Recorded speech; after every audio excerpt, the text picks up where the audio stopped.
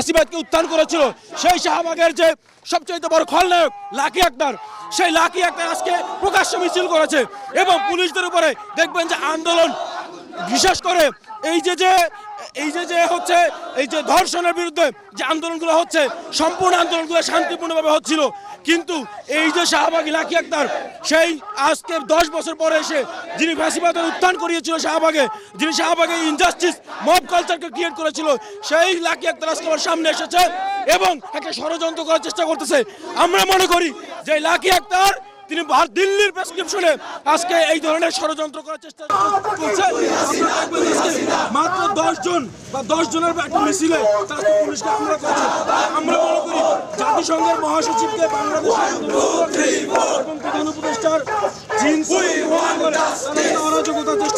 অরাজকতা সৃষ্টি করার চেষ্টা করতেছে। এর জন্যই হচ্ছে আমাদের আজকের এই ইস্টার প্রতিবাদ।